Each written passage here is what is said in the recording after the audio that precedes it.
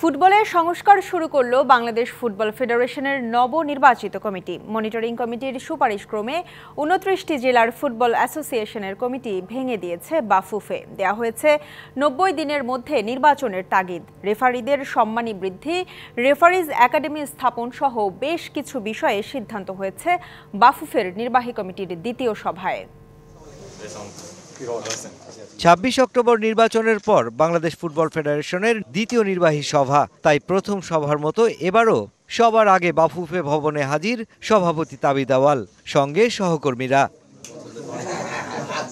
নির্বাহী কমিটির বৈঠক শুরুর আগেই রেফারিদের সঙ্গে হয়েছে ছোট্ট আলোচনা। রেফারিদের দাবি দেওয়ার আবেদনের প্রেক্ষিতে নির্বাহী কমিটির বৈঠকে সর্বসম্মতিক্রমে নেওয়া হয়েছে সিদ্ধান্ত। বাংলাদেশ ফুটবল ফেডারেশনের মান উন্নয়নের লক্ষ্যে ফুটবল রেফারিজ একাডেমি গঠন করা হবে। তাদের সাথে আলাপ আলোচনা সাপেক্ষে তাদের ফিটা বাড়ানো হয়েছে। সভায় গুরুত্বপূর্ণ সিদ্ধান্তের অন্যতম বিষয় ছিল তৃণমূলের ফুটবলের সংস্কার, যেখানে ভেঙে দেয়া হয়েছে ২৯টি ফুটবল অ্যাসোসিয়েশনের কমিটি। দেয়া হয়েছে ৯০ দিনের মধ্যে নির্বাচনের নির্দেশনাও। তবে বাতিলকৃত কমিটির সংগঠকদেরই অ্যাডহক কমিটি গঠনের দায়িত্ব দেওয়ার সিদ্ধান্ত নিয়ে উঠেছে প্রশ্ন।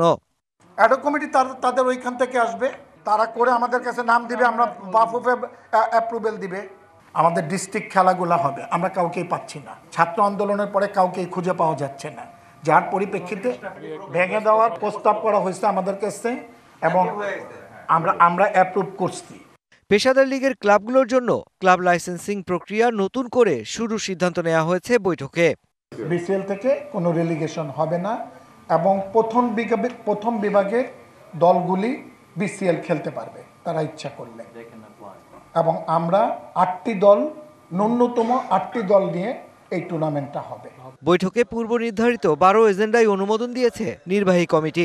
এছাড়া বাফুফের সাধারণ সম্পাদকের চুক্তির মেয়াদ বাড়ানো হয়েছে আরও ২ বছর। Mushfiqur Rahman, DBC news, Dhaka.